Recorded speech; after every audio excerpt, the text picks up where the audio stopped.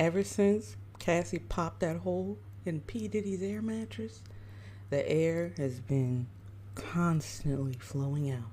And no matter how much Flex Seal tape or duct tape he tries to put over it, it just keeps leaking out. Lawsuit after lawsuit after lawsuit. Now, I found this one incredibly interesting, so I had to read the entire thing, because if I'm not going to do something, I'm going to read a document. You understand me? So that's what we're going to do. Ashley Parham.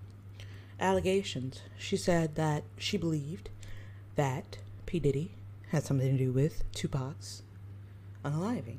And she said that to his face. And he made her pay for it. SA with objects like remote controls, baby oil, and gang grape. Now, these allegations are heinous. These allegations are graphic in nature. And I will have to censor as much as I can from the lawsuit, but I will read it word for word and give my unfiltered analysis.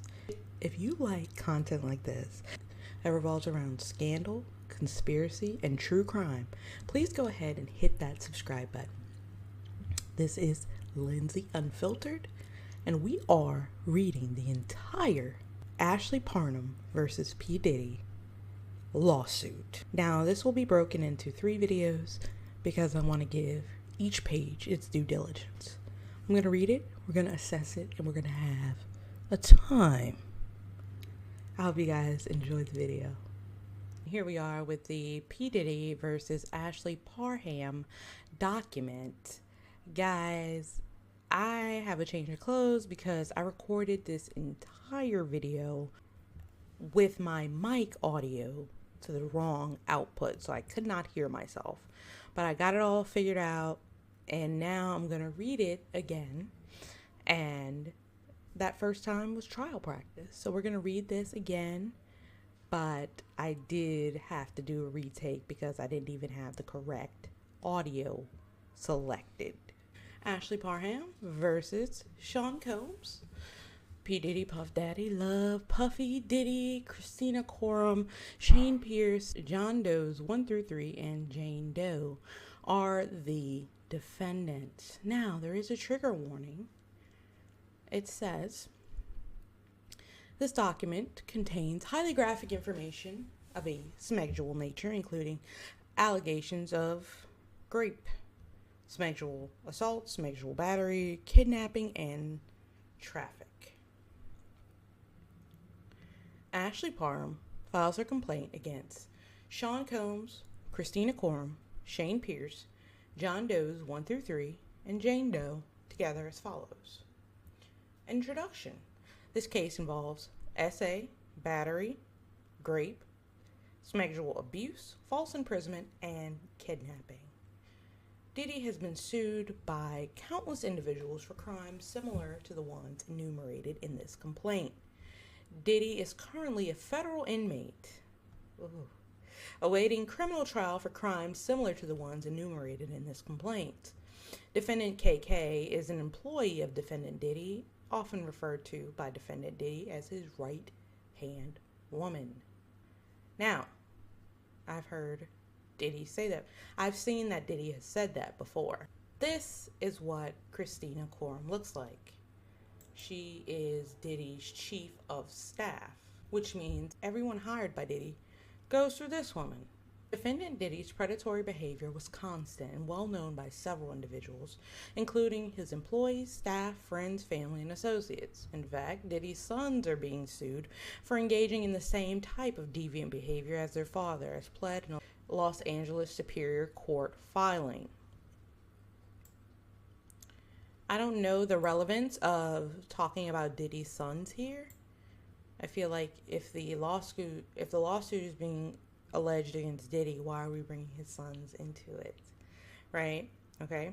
Defendant Diddy was able to effectuate his crimes and evade capture for prosecution of his crimes for almost 30 years due to his position of power and influence in the entertainment industry.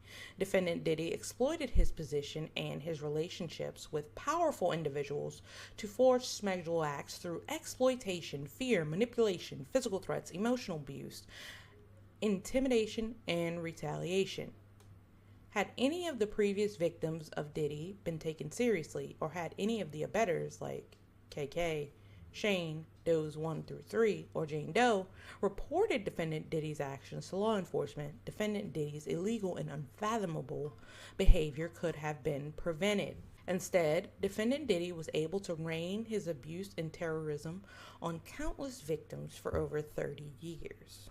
So, they make a good point here in the lawsuit by saying that if one person had spoke up, that one person did speak up eventually, but if had one person spoke up that was working with him, that saw him doing these things, one of his employees, one of his friends, one of his family members spoke up to all this treachery he was doing over the years, then they could have stopped years and years of abuse to come. Those are the allegations being made.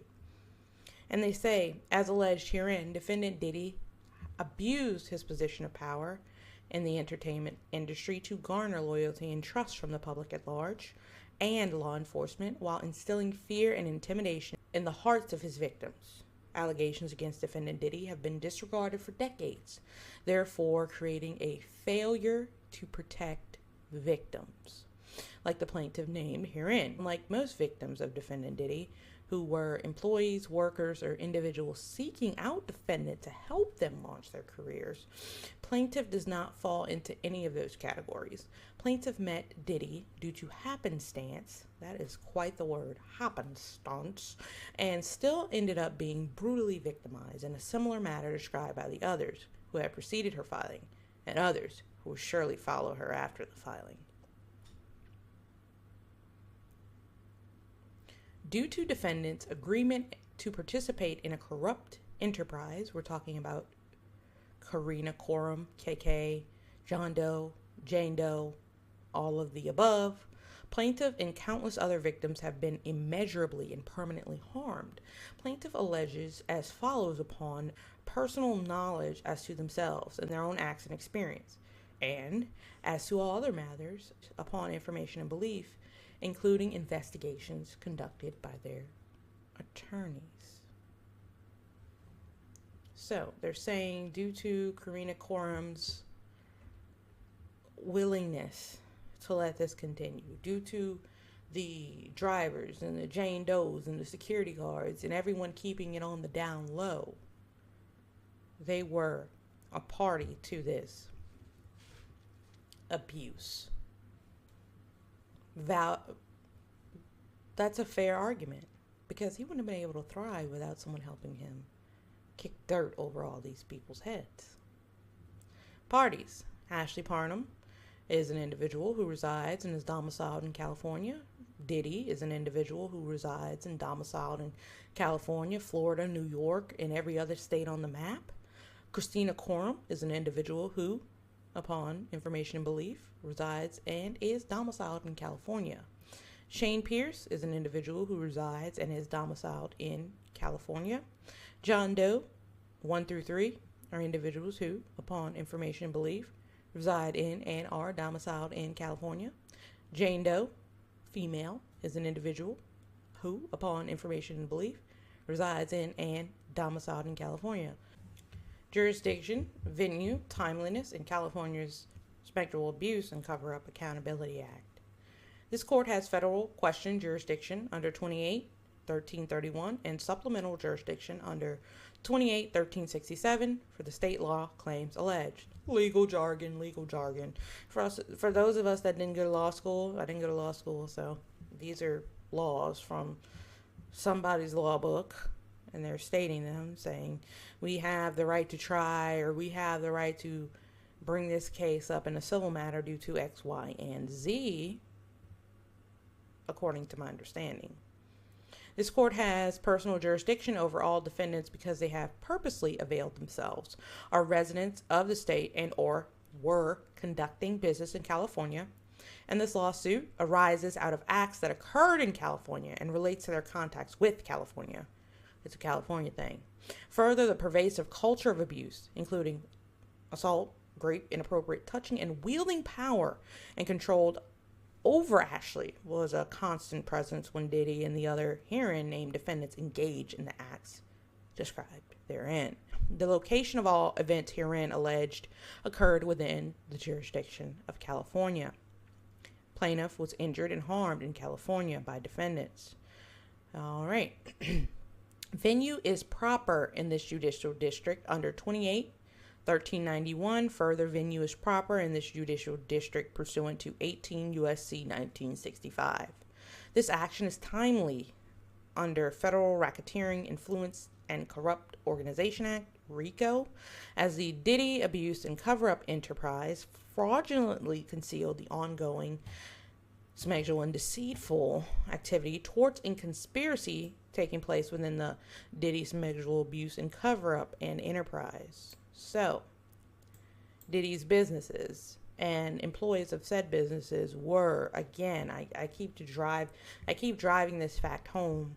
I want to drive this fact home because I feel like a lot of people don't truly understand, why Diddy's in jail, this, that, and the third. There's some people saying, oh, well, he just liked to have fun. That's not the thing. The thing is this: the Federal Racketeering, Influence, and Corrupt Organization, the enterprise, the criminal enterprise of it all, the entire, the allegations are saying that the entirety of his businesses, most of them, were involved, allegedly, in part, in covering up or assisting with the crimes, and may have profited off of the crimes, right? That makes it more than a one-man show. It makes it an entire enterprise with somebody at the top, people in the middle, people at the bottom, so on and so forth. Correct me if I'm wrong, lawyers. This action is also timely under California's Sexual Abuse and Cover-Up Accountability Act. California's Sexual Abuse and Cover-Up Accountability Act, AB 2777, amended California Civil Procedure Section 340.16, extending the statute of limitations, opening up revival windows for adult survivors of sexual assault and related claims, and acknowledging that a 2-year statute of limitations simply does not provide sexual assault survivors adequate time to heal from the physical and emotional trauma of an assault and then prepare for a civil case. The analysis is when the perpetrator is someone a victim trusts, it can take years for the victim to even identify what happened to them. It also says, for these reasons, it is self-evident that the unique nature of the emotional and psychological consequences of sexual assault, especially on women, can paradoxically permit wrongdoers to escape civil 26 accountability unless statutes of limitation are crafted to prevent this injustice from occurring. And they say here, moreover, when these data are being combined with widespread news reports of major companies being accused of covering up assaults by their employees, it is self-evident that the statutes of limitation for sexual assault need to be crafted in a way that does not cause the covering up company to enjoy the fruits of their labor solely because the statute of limitation permits and motivates such behavior, which means the people that are aiding and abetting the behavior by Diddy should also go down, right? They should also be held accountable for what they're doing. Defendants' fraudulent concealment through active attempts of cover-up caused the ongoing trauma plaintiff suffers. Ashley had repressed her experience until recently when Diddy was accused by Cassie Ventura, a former employee, and others regarding their experiences with Diddy. Assessing the civil justice system allows victim survivors an opportunity to seek accountability for the years of suffering caused by the abuse they experienced, and a chance to take back the power they lost as a result of the assaults. Additionally, any statute of limitations applicable to the below claims, if any, is told, and defendants are stopped from raising such a defense as their actions described below deprived plaintiff of the opportunity to commence his lawsuit before now, as well as other equitable and legal bases. Factual allegations common to all accounts. Now here is where the story begins. And I'm going to try to tell this in a storytelling manner, as respectful as I can put it, but I will have a storytelling element to this with maybe a couple twists of my own expressions of how I believe things went. Ashley met Shane in February 2018 after an altercation with another man at a bar, and Shane came to her rescue. So Ashley was in a bar and a man was bothering the shit out of her. Shane came and said, dude, get out of here. And Shane and Ashley began talking. Now, while outside the bar with friends and other patrons, Shane FaceTime video called Diddy and was showing people in the bar, like, look who's my friend. Defendant Diddy in the video on his phone and attempting to impress the people with his famous friend, including the girl he just met. Look who's my friend. Shane then showed Ashley Diddy on his video call, and Ashley ignored, stating she was not impressed by Shane knowing Diddy because she believed Diddy had something to do with the unaliving of rapper Tupac Shakur.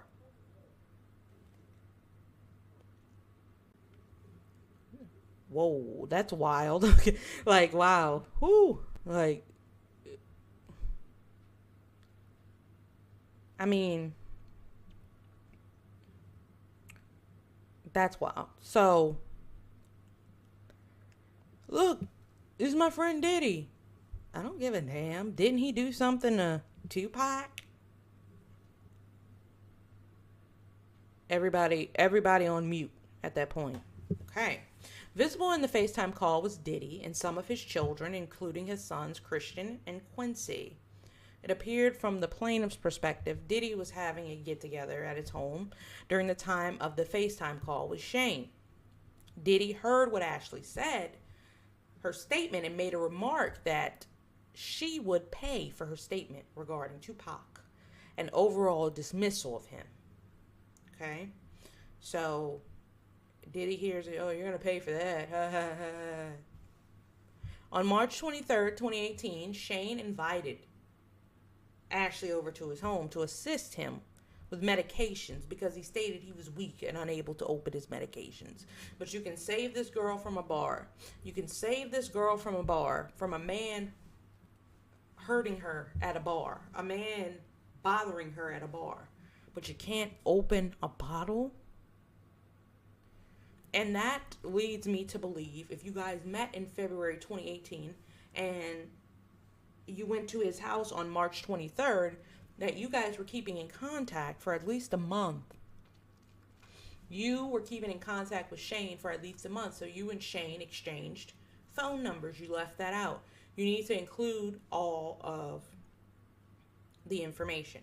I need to know, how the hell is Shane on a note? How the hell is Shane on a level to call you to help him with this when you guys met prior at a bar? So you guys have been keeping in conversation.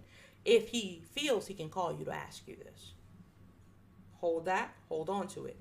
Upon plaintiff's arrival, Shane informed her that he wanted to give her a ride in his new car. Ashley and Shane left his residence for a brief period, then returned so he can drive. He can show off his new car, but he can't open his medicine. All right. Once they returned, Shane left the door to his apartment partially open and stated that the door was ajar because there was an issue with the door where it couldn't close completely. So he has a new car, but his door doesn't close. Defendant Shane was renting an apartment on the lower floor of a home in Orinda, California. Defendant Shane had a separate entrance into his residence that led to the backyard of the home. The home also had a main entrance on Loma Vista Drive. Defendant Shane rented the home from a woman who lived in the upstairs portion of the home and had 2 dogs who resided with her. Ashley and Shane began to watch a movie, and Shane offered her a glass of water, which he retrieved and brought back to Ashley. So, did she ever help him with the medication? The lawyer needs to fill us in on the fine details here. Approximately 10 minutes after plaintiff and defendant Shane returned from the drive, defendant Diddy entered Shane's residence. They went for a drive. They came back and they started to watch a movie. They went for a drive. Let me get this straight. They went for a drive. They came back. They started to watch a movie. And this is when defendant Diddy entered the home in a grand, ready-to-party manner. His grand entrance was so loud that the dogs upstairs began barking. Diddy did not enter the home through the backyard entrance, but instead through the main entrance. Along with defendant Diddy were his bodyguard, Doe 1, a woman who Ashley later identified as KK, another woman, small, skinny build, early 30s with blonde, mid-length hair, who plaintiff has still been unable to identify, Jane Doe, defendant Doe 2, who upon information and belief is a friend of defendant Shane and Diddy, and defendant Diddy's driver, Doe 3, who remained outside and in his vehicle during the duration of plaintiff's assault.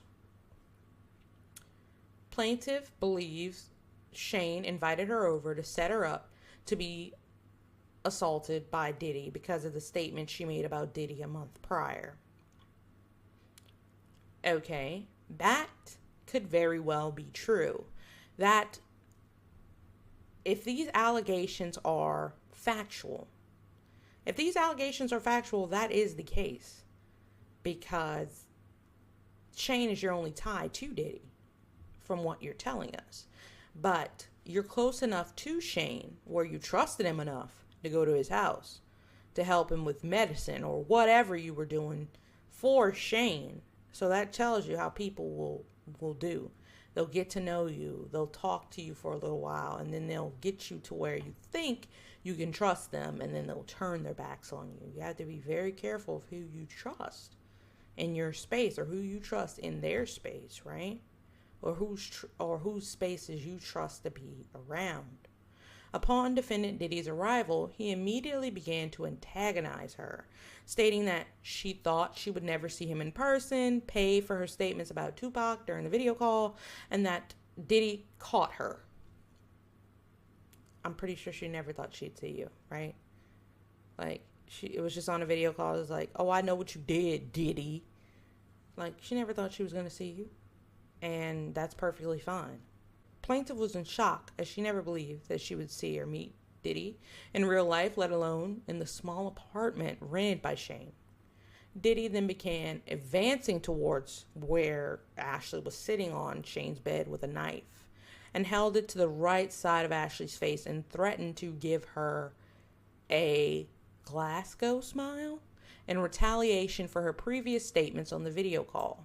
I don't know about you guys, but the fact that this woman is giving details like Glasgow smile, I really find it hard for her to be making all of this up, because where in the hell was she going to pull that out of? What hole is she going to pull that out of? What hat is she going to pull Glasgow smile out of? That is specific. But it's a scar here by the face from a wound here. But that's specific. Who makes some shit like that up? Who makes that up? Not saying that it can't be made up, but who makes that up, right? Moving along. Defendant KK told Diddy that she did not think giving her that would be advantageous to their potential clients who they could sell her to. Girl. KK then made a threat to Ashley that they could ship her off anywhere in the world, and that she would never see her family or anyone she knew ever again. Why are y'all doing this to an innocent person? Do you not know how many people have said the same thing about Diddy? Maybe they didn't say it to his face, but do you know how many people have said the same thing about Diddy? Why are y'all harassing this innocent woman, allegedly? Ship her off because she made a statement? Ugh. Shane then partially undressed her. Then Diddy removed the remainder of her clothing, removing the knife from her face, and then retrieved a bottle of liquid from a large fanny pack. Can you guess what the liquid is? Diddy then squirted a bottle of liquid on plaintiff, which placed her in fear that she was being squirted with a chemical substance like acid. Plaintiff soon realized the substance was an oil, lubricant. He has a lot of it, right? Plaintiff was squirted with this liquid substance over the entirety of her body. KK was then told by Diddy to insert what looked like a syringe from sterile packaging into plaintiff. KK did as told and then told defendant Diddy that she was unable to use the IUD because it had prematurely been released from its packaging. Diddy, upset by this, took the syringe from KK and tried to do it himself. Okay, what doctor is on payroll? There must be a doctor a part of this criminal enterprise, allegedly, because they have it all. They have IUDs, they have IUDs, they have IVs, they have probably freaking CAT scans and MRIs. They have the best of the best pain pills. Who is giving these people this? Just give them the medical degrees. Whose pharmacy did P. Diddy rob? IUD? Syringe? IV? There's a doctor on the payroll. How do they know how to do all of this? How many people do you have to do this to know how to treat and to makeshift a back alley treat and abuse these people like this? Allegedly. Y'all should have went to medical school if y'all wanted to play with IUDs and IVs. Especially you, KK. Especially you, KK. Allegedly. Like, what are you doing? Diddy began to argue as KK continued to advise Diddy that since the IUD had been prematurely released from its packaging, there was no way that they could insert it into her effectively. Right, doctor on duty. Diddy heeded the advice of KK and removed the syringe from her and handed it to KK. KK and Jane Doe, the other random woman, then exited Shane's residence, leaving plaintiff alone with all the men, Diddy, Shane, Does 1 and 2. Diddy picked up a television remote that was laying near Ashley and violently inserted it. Diddy, while violently doing what he was doing with that remote, told plaintiff that her life was in his hands and that if he wanted, he could take her and she would never be seen again. What do you mean by that? Take her. Take her where? Ashley began hysterically crying from the threats by defendant Diddy, along with the pain of being violently taken advantage of by Diddy with the television remote, as well as a lingering pain from the ordeal with the makeshift IUD syringe insertion. Diddy then instructed Shane to turn plaintiff on her stomach, seemingly tired of hearing the plaintiff's blood-curdling cries. Goodness gracious. Shane then grabbed plaintiff by her abdomen and hips and turned her on her stomach. Diddy then instructed Shane to put a pillow over her head. Okay, just smother her now. Wow. Because he didn't want to see her face or hear her cries, and instructed Shane to do this to her. Defendant Shane did as he was told and by Diddy and began to do that to her. Diddy then did the same thing to her after he did it to her. Doe 2 then joined Diddy and Shane, taking a turn doing the same thing to her. And then immediately after Doe 2 did what he did to her, he exited Shane's residence. So you have to think about this, and I'm not even trying to be crass. You have an IUD, you have the remotes, and then you have 3 men. And then 64 here says he instructed Doe 1 to do the same thing. So you have 4 men. And instead of here on 65 immediately doing what he was going to do to Ashley, Doe 1 doused her with more oil/lubricant and then jumped on top of her body, treating it like a slip and slide and knocking the wind out of plaintiff due to his enormous size. Doe 1 then caught himself from sliding over plaintiff's old body and off the bed. Then he began doing this to her. While defendant Doe 1 was doing what he was doing to her, defendant Diddy sat in a chair near the bed and began doing what he was doing to himself while recording it. Okay, this is evidence here. If they can find this, there's truth to her statement. If they can find what she's alleging here in 67, she has a case. She has a big case here because she's saying there's a record of this. Another party's phone fell on the bed near her. Ashley then attempted to grab the phone, but it slipped out of her hands on the floor due to the oil that had been doused all over her person by Diddy and Doe 1. Diddy began laughing at her attempt to grab the phone, our only attempt to try to get out of there, right? He's laughing like, you're pathetic, right? Throughout this violent style abuse, defendant Diddy made constant remarks to Ashley, including that he owned her now. Her body was becoming more and more limp over the course of this until she eventually had no control over her body, nor could she move her body. When Doe 1 finished doing what he was doing, KK entered the room to examine the condition of her, who was barely able to move or control her bodily functions. KK examined plaintiff to see if she needed assistance and was about to give her an IV fluid. Dr. KK. Ashley cannot be certain if she did or did not receive such intravenous intervention. Oh, I like that alliteration. No. Defendant KK then opened a different bag, different than the one defendant Diddy removed the oil from.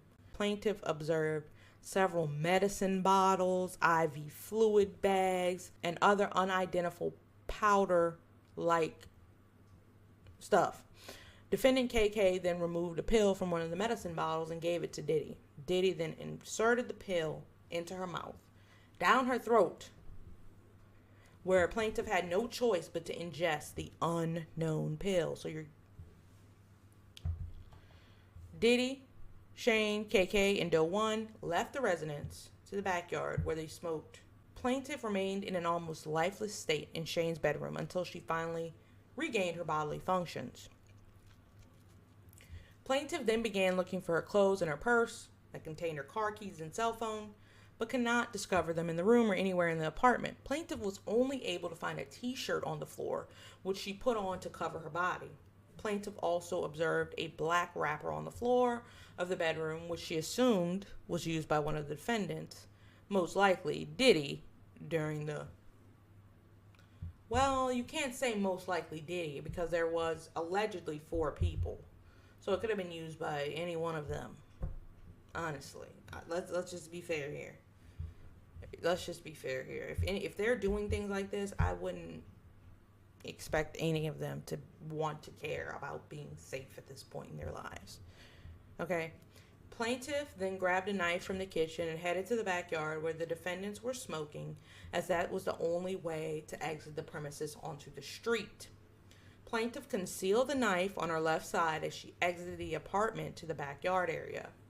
Upon coming to the exit of the home, which led to the backyard, plaintiff was met by defendant Doe 1, who was standing at the door between the residence and the backyard. By the time plaintiff was able to compose herself and come to the backyard, KK was no longer in the backyard, but upstairs on the patio balcony with that other woman. Doe 1 allowed plaintiff to walk to the backyard where Shane and Diddy were still smoking. Doe 1 did not see the knife that plaintiff concealed on her left side, as it was obstructed by the large, oversized t-shirt that she was wearing. Ashley observed that Diddy was still partially nude from the assault while Shane and Doe had on all their clothing. Shane then left the upstairs portion of the patio where KK and Jane Doe were already situated. So KK's on the patio. The other random girl is on the patio, and Shane is now on the patio. Okay? So it's Diddy and Ashley, right? So Ashley sits down on a makeshift seat in the backyard when Diddy noticed her presence and remarked that he was surprised that she was able to walk because he had given her enough drugs to take out a horse. I believe it. Some of those drugs, allegedly, that Diddy had possessed were horse tranquilizers. So, yeah, for sure. Plaintiff then asked Diddy what he gave her, and he laughed and did not provide a response. Diddy then made further comments to plaintiff in a jovial, friendly manner, asking her why they hadn't partied together because it was so much fun and he hadn't had any that tight in a while. I remember on that interview with Drink Champs where Diddy asked Fabulous why they haven't partied together in a while. And Fabulous said, "We have party, man. What the you talking about?" He's like, "No, bro, like party. Is this the partying he talking about with Fabulous? Party? That's what it means, huh? Crack my eggs and call me scrambled because he said party to people before. Why you been, man? Why do you think the people are running away? Why do you think they're not coming back to the parties or partying with you? Because this is your idea of partying." And Doe 1, allegedly, Doe 1 then quipped at defendant Diddy that he probably hadn't had any that tight because he's not used to that with women. And they both laughed. So Doe 1 is insinuating that Diddy only does this type of stuff with boys. I mean men. Boys to men. Allegedly. Then Ashley then told Diddy she did not party with him and she did not enjoy partying with him and that he did bad stuff to her. You know? Not a lot of people are that courageous to speak up to Diddy, allegedly. They just say, "Nah, bruh, I'm not going no more." Right? Defendant Diddy did not like plaintiff's response to his lighthearted commentary and offered plaintiff money and instructed her to say it was consensual and she was just some old worker. Plaintiff became enraged and yelled at Diddy that her was not consensual. She was not a worker and she refused to take any money from him and she would tell the police what happened. Diddy then told plaintiff no one would ever believe that happened. And if she did tell anyone, they would harm her family. Doe 1 then showed plaintiff his phone, which looked as if it was the outside of her estranged sister's residence, as she could see her sister sitting on the couch and her sister's spouse on the balcony. It looked as if someone was outside the residence streaming this video to his Doe's phone. Plaintiff, while rattled by what she was seeing on defendant Doe's phone, was still angry about having this happen to her and not complying with Diddy's request to take the money and then say everything was all good. Diddy then called his mother in an effort to further convince plaintiff not to report her assault. Diddy's mother yelled at Ashley to not hurt her son. "Your son hurt her, miss," allegedly. Plaintiff told Diddy's mother that her son had hurt her. Diddy's mother, seemingly unfazed by the statement, continued her demands with plaintiff to take the money and not report shit. Diddy then made further threats that he had gotten off from crimes bigger than this and then referred to Tupac again, further antagonizing plaintiff. Doe 1 then turned to Diddy and pulled his gun on him, asking him to repeat what he said in reference to Tupac. So how your own people turning on you, Diddy? Like, what's going on? As the two of them were exchanging words, plaintiff went behind Doe 1, where he seemingly began to protect her. Doe 1 then advanced to Diddy, questioning him over the comments he made about Tupac. During this commotion, a neighbor directly across the street came outside and peered into the backyard and said, "What the hell is going on here?" Doe 1 then pointed the gun at neighbor and instructed him to mind his goddamn business and return to his residence. So, Doe 1 then turned the gun back on Diddy. Plaintiff, not far behind Doe 1, tried to grab his hand that had the gun. Then the gun went off and hit a hill behind Shane's residence. So she's standing behind Doe 1 allegedly, and she's trying to get it from him as he's pointing it at Diddy. Diddy then ran up the back stone stairs near the hill in the backyard towards where KK, Shane, and that other random girl were. Plaintiff charged towards Diddy, moving the concealed knife from her left hand to her right in pursuit of Diddy. Plaintiff then pushed Diddy from behind while on the stone stairs outside, causing him to fall with his back to her. Ashley then raised a knife in a rage from the events that just transpired with the intent of driving it into Diddy's back, turned around and began pleading for his life. "Please don't, please, please." Allegedly. Shocked now to see that Diddy was acting like a victim, she had a moment of clarity and turned and ran down the outdoor stone staircase back out the backyard to escape.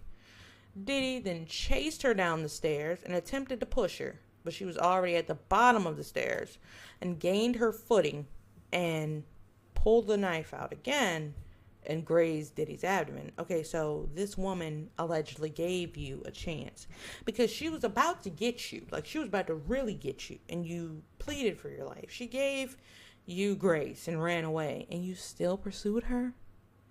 You still wanted to get her after you have assaulted her, allegedly? TF? No, no, no, no. Hearing the commotion, KK and Jane Doe emerged, and KK then began administering first aid to Diddy for the injuries. KK is a little mini doctor, I'm telling you. Plaintiff tried to make a quick dash for the exit, but it was thwarted by Doe 1.